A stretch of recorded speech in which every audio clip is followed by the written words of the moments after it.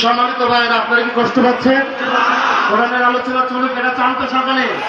সম্মানিত ভাইয়েরা, আজকে আমাদেরকে কথা বলতে দেওয়া হয় না, ঠিক না? ঠিক।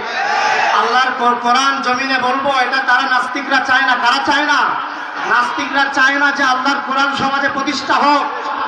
আজকে যদি আল্লাহর কোরআন সমাজে প্রতিষ্ঠা হতো, হিন্দু, মুসলমান, খ্রিস্টান, বেধর্মীরা পর্যন্ত কোরআনের আইন প্রতিষ্ঠা হলে তারা শান্তিতে থাকতো। কথা বলে ঠিক কিনা?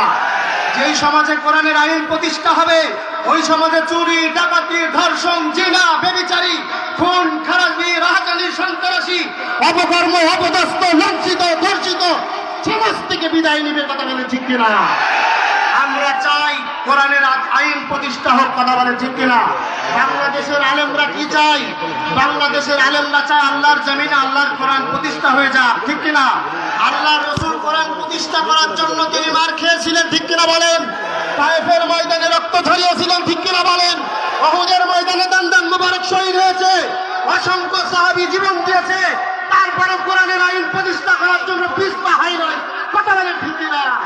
আজকে তার রুহানি সন্তান আল্লাহ রসুলের উত্তরসূরি যারা বাংলার জমিন আছে, তারা বুকের তাজা রক্তকে ঢেলে দিবে, আল্লাহর কোরআন প্রতিষ্ঠা করে ছাড়বে। কথা বলেন ঠিক কিনা?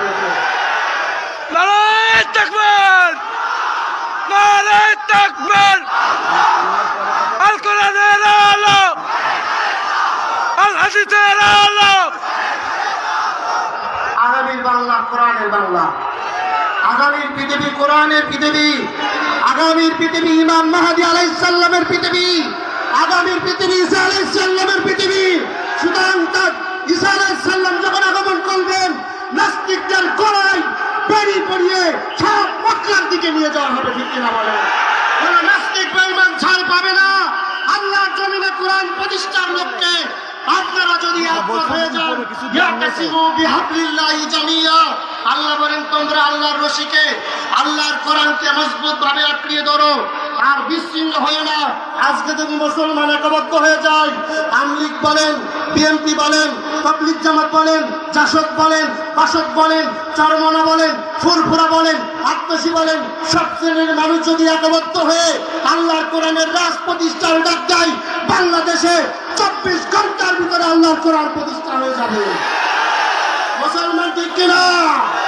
সুতরাং আপনারা এখানে এসেছেন কিসের জন্য এসেছেন? আমার চেহারা দেখার জন্য? কোরআনের কথা শোনার জন্য, ঠিক না বলেন? কোরআনের প্রতিষ্ঠা, কোরআনকে প্রতিষ্ঠা করার জন্য বুকের রক্ত দিতে চান, শহীদ হতে চান। আল্লাহ রাসূল শহীদ হয়েছিলেন, কোরআনের পাখি তিনি শহীদ হয়ে গিয়েছেন।